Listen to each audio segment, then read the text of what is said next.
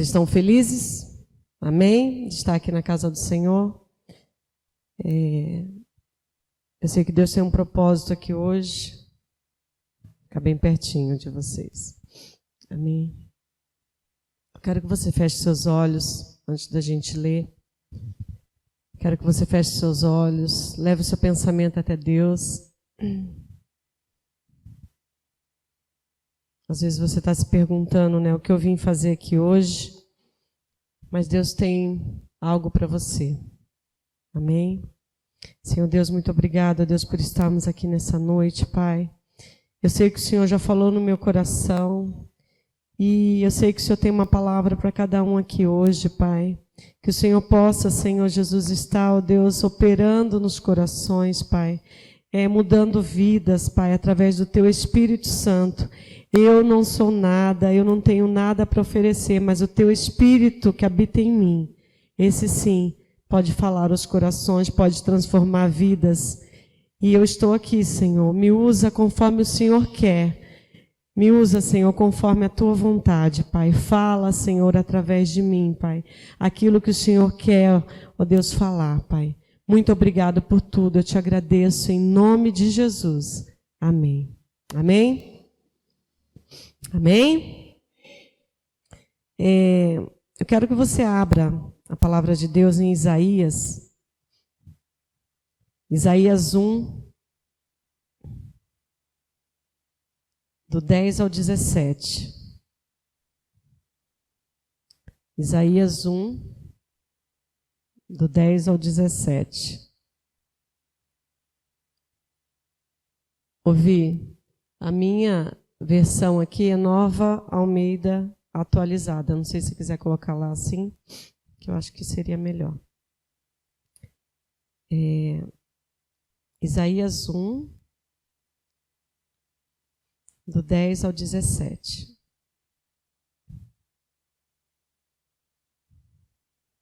Eu coloquei um título na pregação de hoje.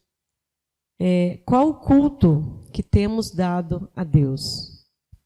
Qual o culto que você tem dado a Deus? Qual o culto que eu tenho dado a Deus? Eu li esse versículo já fazem acho que mais de uma semana, e isso ficou no meu coração e eu quero compartilhar com vocês. Aqui Isaías está falando assim, ó, o culto hipócrita é condenado. Príncipes de Sodoma, escute a palavra do Senhor, povo de Gomorra. Dê ouvidos à lei do nosso Deus. O Senhor diz, de que me serve a multidão dos sacrifícios que vocês oferecem? Estou farto dos holocaustos de carneiro e da gordura de animais cevados. Não me agrado do sangue de novilhos, nem de cordeiros, nem de bodes. Quando comparecem diante de mim, quem requereu de vocês esse pisotear dos meus átrios? Não me tragam mais ofertas vãs. O incenso é para mim abominação. E também as festas da lua nova, os sábados e a convocação das assembleias. Não posso suportar a iniquidade associada à reunião solene. As festas da lua nova e as solenidades. A minha alma os odeia. Já são um peso para mim. Estou cansado de suportá-las. Quando vocês estendem as mãos, eu fecho os meus olhos. Sim, quando multiplicam as suas orações, não as ouço, porque as mãos de vocês estão cheias de sangue. Lavem-se e purifiquem-se. Tirem da minha presença a maldade dos seus atos. Parem de fazer o mal. Aprendam a fazer o bem. Busquem a justiça. Repreendam o opressor. Garantam o direito dos órfãos. Defendam a causa das viúvas. Amém? Forte, né, a palavra, né? Aqui, se você vê o contexto dessa história, é a visão que Isaías, né, o profeta Isaías, estava tendo sobre Judá, sobre a nação de Judá, tá? E olhando para o contexto, né, da época, né, no versículo 1, ele está falando, citando aqui 4 reis, né?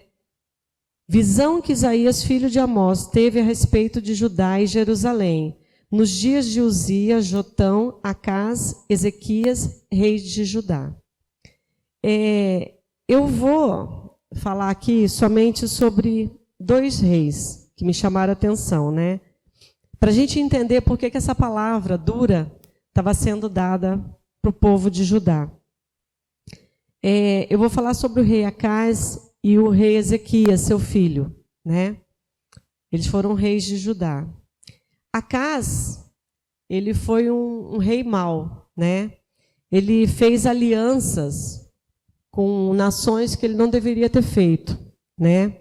Ele fez uma aliança com os assírios e ele foi até submisso a esse povo, né?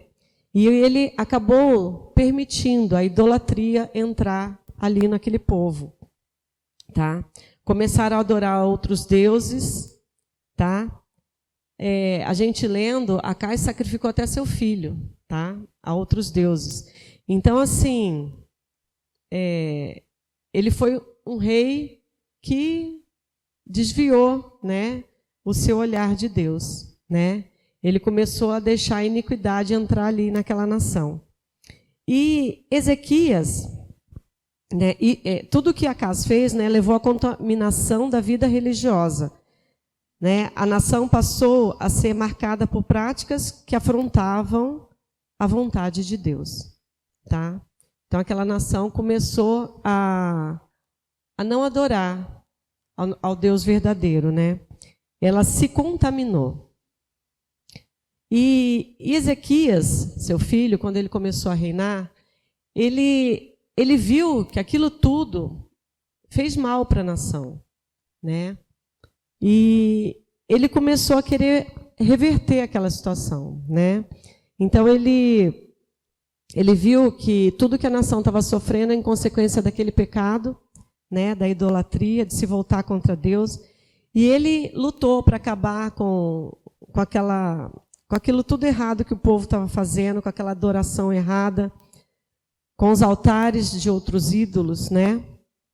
Ele destruiu aqueles altares para que a verdadeira adoração ao Senhor fosse restabelecida. Então ele tentou fazer isso, né? Ezequias, para quem não sabe, foi aquele rei, né, que foi desenganado e ele orou a Deus e ele ganhou mais 15 anos de vida, né? Esse rei aí. Mas eu acredito que por mais que Ezequias tentou consertar, né, tudo aquilo que seu pai tinha feito, né, ele tentou consertar todo aquele mal. A gente sabe que o povo ele estava ali, como que fala, viciado, né, naquelas práticas. E por mais que ele tentou fazer, né, o povo voltar à adoração, a gente sabe que fica, né, aquele mal ali aí no meio, né, do povo. Então, o que ele exigiu do povo? Adoração ao Deus verdadeiro, né?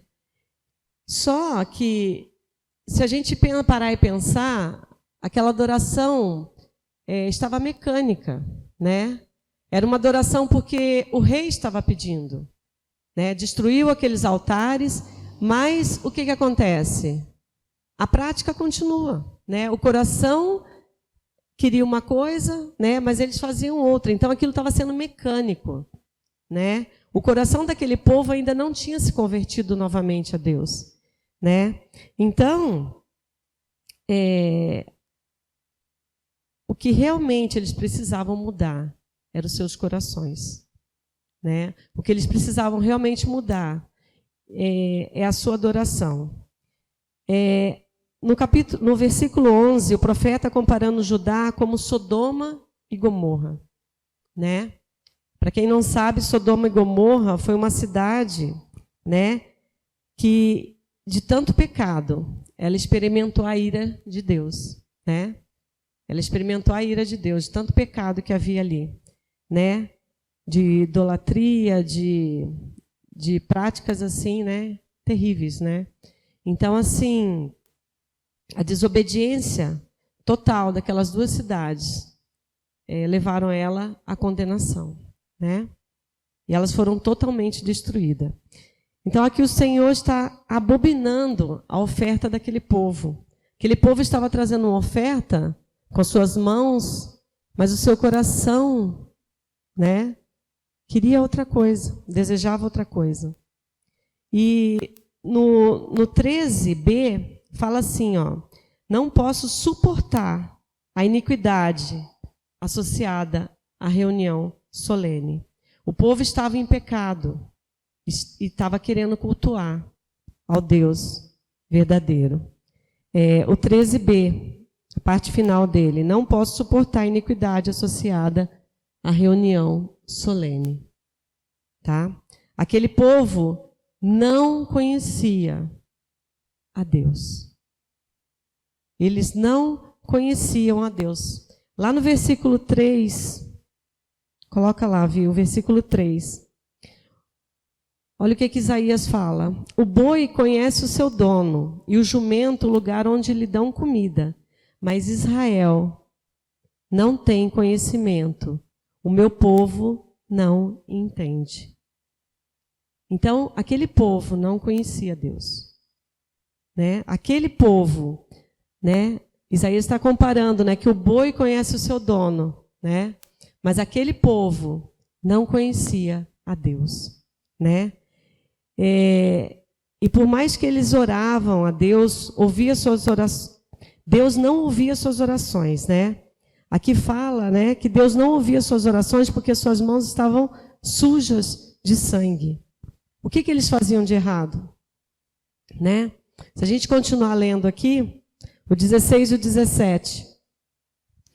Aquele povo estava cheio de maldade em seus corações. Se a gente ler o 16 e o 17, lavem-se, purifique-se, tire da minha presença a maldade dos seus atos. Parem de fazer o mal, aprendam a fazer o bem, busquem a justiça, repreendam o opressor, garantam o direito dos órfãos, defendam a causa das viúvas. Aqui está falando que suas mãos estão cheias de sangue, né? Naquela época existia guerra, sacrificava animal, mas eu acredito que não é esse sangue. É o sangue das outras vidas que precisavam ser acolhidas, acudidas, né? Que estavam sendo oprimidas e ninguém fazia nada, né? Aquele povo estava cheio de maldade em seus corações, era hipócrita. Faziam sacrifício, mas continuava a maldade em seus corações, né? E por isso Deus não ouvia as suas orações. Isso é muito sério, né? Praticavam a injustiça, não obedeciam a Deus, não cuidavam do próximo, eram injustos, tá? Então, assim, tudo isso estava impedindo de Deus ouvir as orações daquele povo, né? Trazendo para a nossa vida essa mensagem, né? Quanto de nós temos chegado à presença de Deus e não queremos mudar, né? Não queremos mudar o nosso coração, não queremos mudar o nosso jeito. Talvez viemos com costumes, né? Com pecados e queremos chegar na presença de Deus desse jeito, né? Que tipo de culto eu e você temos dado a Deus? Não falo do culto, né? Somente aqui na igreja, mas falo do culto particular. O seu particular com Deus. Que tipo de culto você tem dado? A sua vida tem que ser, né, um constante culto a Deus, né? Um constante culto. Mas que tipo de culto você tem dado a Deus? Né? Será que você conhece a Deus, o Deus que você está servindo? Será que você tem conhecido a Deus? Será que você tem sido amigo de Deus? Será que você está fazendo algo para Deus porque estão te pedindo, né? Às vezes você vem na igreja, o pastor manda levantar a mão, você levanta, manda ajoelhar, você ajoelha, manda orar, você ora, mas é tudo mecânico, né? Mas Deus não está preocupado com o que você faz exteriormente, Ele está preocupado com o seu coração, O seu coração tem se voltado para Deus de verdade? No seu íntimo? Ou você tem feito tudo mecanicamente? Pensa nisso. Eu estou me incluindo nisso também. Será que a gente tem feito tudo porque os outros estão mandando? Ou a gente tem parado e falado, não, eu preciso me achegar a Deus. Eu preciso conhecer o Deus que eu sirvo, né? Você tem vivido uma rotina, né? Vem na igreja, volta para casa, acha que um dia só na igreja tá bom. Você poderia vir só um dia na igreja, mas a sua vida, como que está com Deus? Né? É isso que Deus quer de você, o seu coração, tá? Você tem deixado as coisas do mundo te contaminar, igual esse povo que veio com esses costumes, né? Que continuou, né? Fazendo maldade, cometendo pecados, fazendo coisas que não agradavam a Deus. Será que você tem deixado o mundo contaminar você? Ah, não dá nada não. Você vem para Deus adorar a Deus, mas ao mesmo tempo o seu coração está lá nas coisas do mundo, está lá fora. Você não tem se enchido de Deus. Você tem deixado as coisas do mundo te influenciar. Pensa nisso. O que você tem feito para conhecer a Deus? Você não pode se chegar a Deus porque eu estou falando, porque o Lê fala, porque o pastor fala, porque o Pedro fala. Você tem que se chegar a Deus porque você realmente quer. Não pode ser mecânico. Não pode ser uma coisa, né? Uma coisa rotineira porque os outros estão mandando. Você precisa conhecer a Deus. Conhecer. Tá, mas tudo isso que o povo passou aqui, né? Isaías está dando uma palavra de Deus àquele povo. Mas aqui, no 18 ao 20, a gente vê que existe uma esperança. O convite da graça. Vamos ler. O Senhor diz: venham, pois, e vamos discutir a questão. Ainda que os pecados de vocês sejam como a escarlate, eles se tornarão brancos como a neve. Ainda que sejam vermelhos como o carmesim, eles se tornarão como a lã. Se estiverem dispostos a me ouvirem, vocês comerão o melhor desta terra. Mas se recusarem e forem rebeldes, vocês serão devorados pela espada, porque a boca do Senhor o disse. Então, se a gente lê aqui, a gente vê que existe uma esperança. Mas aqui no versículo 19, se estiverem dispostos e me ouvirem, né? Sempre tem esse porém, né? Se vocês estiverem dispostos e me ouvirem. Vocês têm que querer. Eu tenho que querer. Para a nossa vida mudar e para a gente mudar a nossa vida com Deus, a nossa intimidade com Deus, nós temos que querer, né? A gente tem que ouvir. Não importa o pecado que você fez, não importa o seu passado, não importa nada. Aqui está falando que os seus pecados, eles se tornarão brancos, né? Como a neve. E ainda sejam vermelhos como a carnesim, eles se tornarão como a lã. É a boca de Deus que está falando. Então não importa o que você fez, não importa o seu passado, não importa o que aconteceu,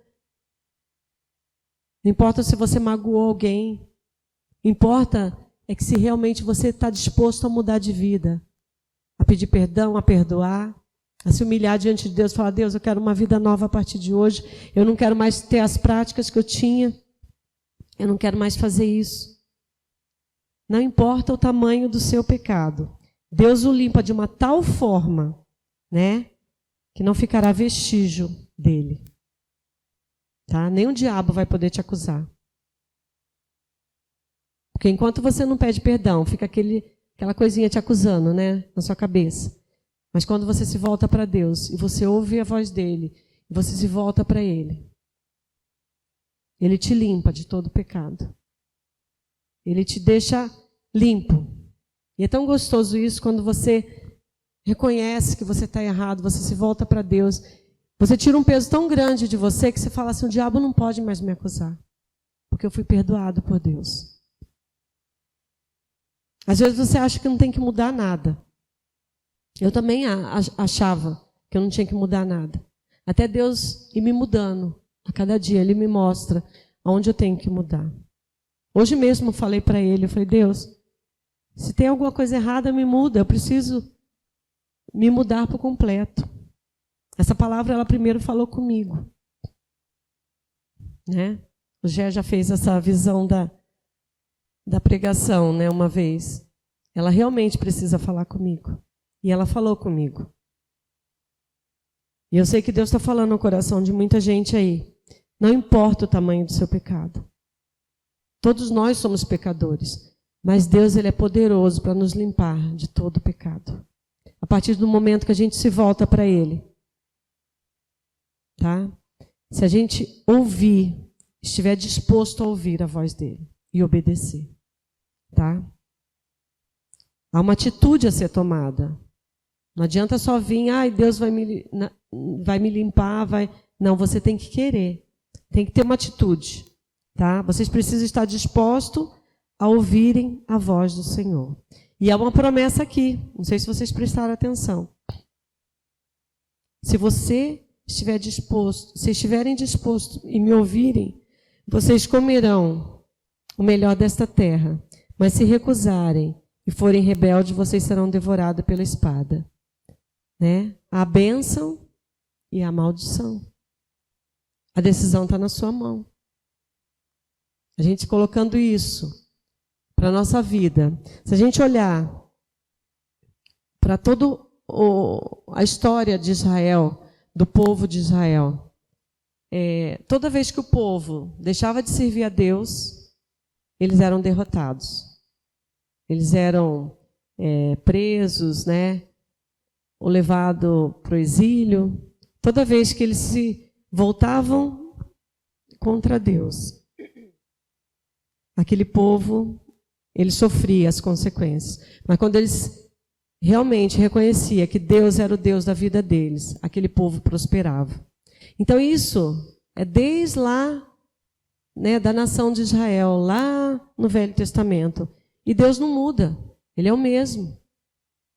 A decisão está na sua mão, existe a bênção e existe a maldição. A decisão está na sua mão. Aqui está falando, se eles estiverem dispostos a me ouvirem, comerão o melhor dessa terra. Né? Se ouvires a sua voz, né, a gente vai ser abençoado. Se a gente ouvir a voz de Deus e obedecer, a gente vai ser abençoado. E aí aqui está falando, se não, se recusarem e forem rebeldes, vocês serão devorados à espada. Tá? Aqui, realmente, aquele povo, eles sofriam guerras, né? Mas a gente sabe quando a gente está longe de Deus, quando a gente não ouve, tem as consequências dos nossos erros, das nossas decisões. Eu sempre falo isso. Existe a consequência. Existe a consequência. Né? 1 Pedro 3, 8 e 12, eu quero ler com vocês. 1 Pedro 3, 8 e 12. 1 Pedro 3, 8 a 12.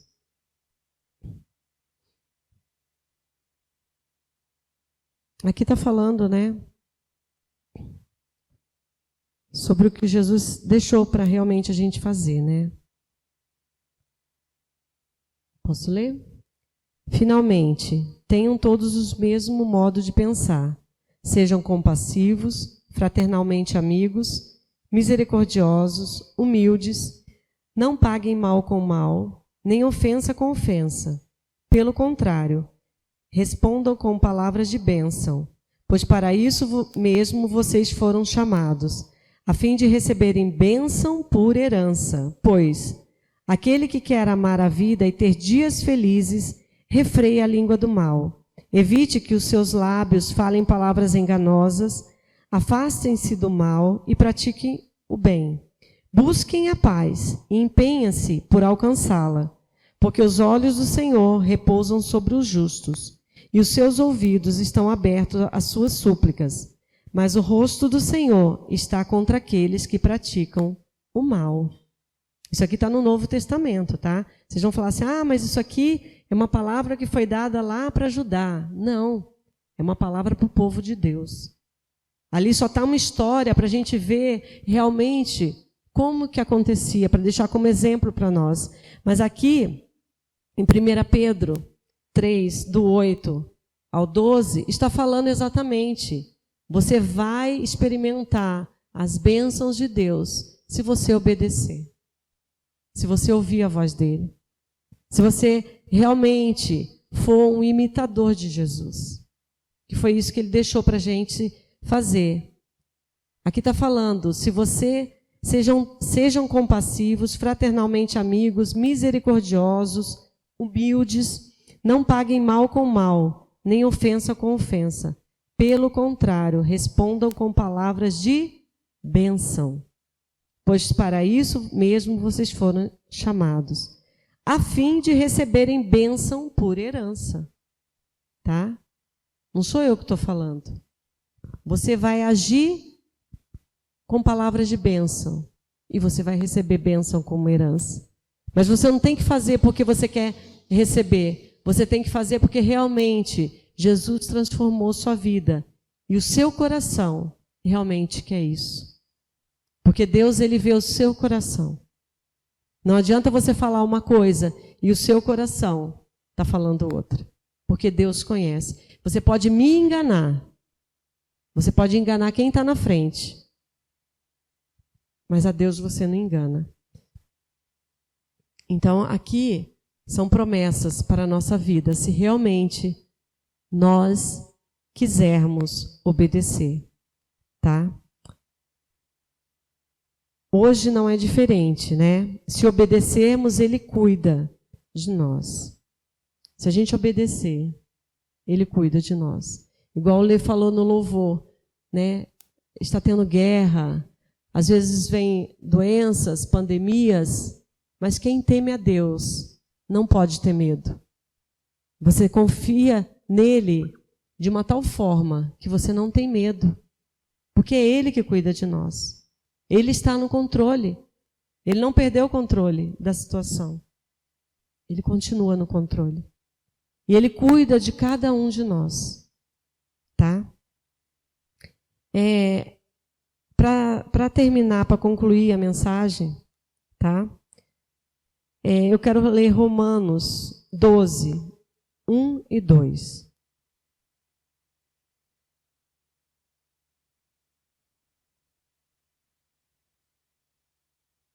Romanos 12, 1 e 2.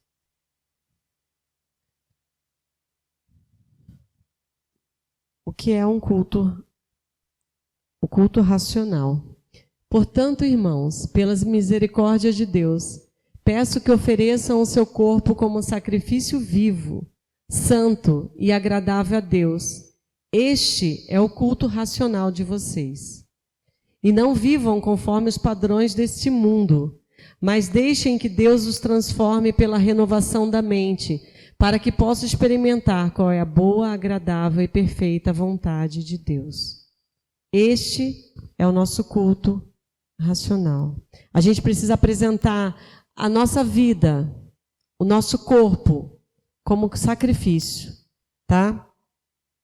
E uma vez que entendemos o que Deus fez por nós, faz sentido nos dedicarmos a Ele em obediência e serviço. Nós precisamos entender o que Deus fez por nós, quem Ele é, o que Ele significa para nós. Esse é o nosso culto racional. Nós temos entendimento daquilo que nós estamos fazendo. Tá? Nós dedicarmos a nossa vida por completo a Ele. Mas por isso nós precisamos entender quem é Deus. O que Ele fez por nós. Ele enviou Jesus, o seu Filho, para morrer na cruz por nós. Ele cuida de nós todos os dias. Você tem noção disso? Você consegue entender a dimensão de quem é Deus para você? E você precisa entender aquilo que você está fazendo. Não fazer de qualquer maneira. Às vezes a pessoa está na igreja, você está aqui, você não sabe nem o que está acontecendo, você não está se voltando para Deus. Você não está abrindo o seu coração. Você precisa entregar a sua vida por completo a Ele. Tá? Tem que ser de verdade. O pastor sempre fala isso. Tem que ser de verdade. De verdade. Por completo. Você precisa entender o culto que você tem dado a Deus. E qual é o culto que você tem dado a Deus? Depois de todas essas palavras que eu falei, qual é o culto que você tem dado a Deus? Você tem sido que nem o povo de Judá, que oferecia sacrifícios a Deus, mas eles não estavam com o coração voltados a Deus, eles continuavam em pecado, eles continuavam fazendo coisas que desagradavam a Deus. Se você ama Deus, você precisa obedecê-lo. Ele só requer de você obediência. Se você continua fazendo tudo errado, você não está obedecendo a Deus. Se você sabe que é para fazer o certo e você faz o errado, você não está obedecendo a Deus. Deus, ele deixou a Bíblia para a gente seguir, para a gente ler, para a gente entender. Todos os nossos questionamentos, todas as nossas dúvidas estão aqui. E quantas vezes você lê a palavra de Deus?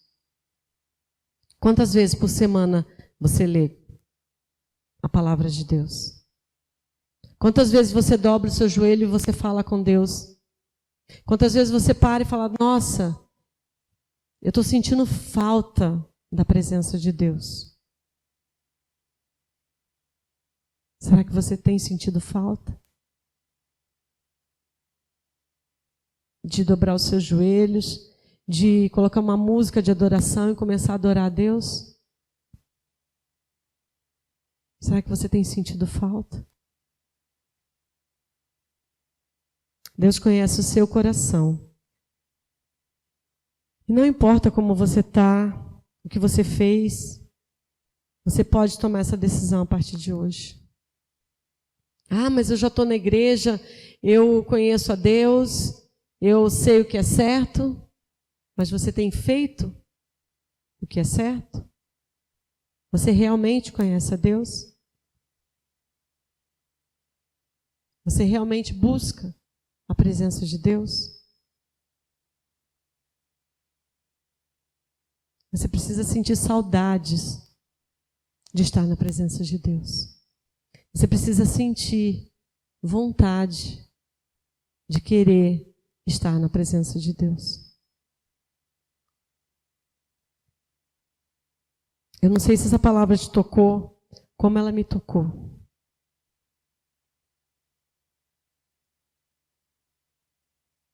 Mas eu queria muito que você fechasse seus olhos agora e começasse a falar com Deus.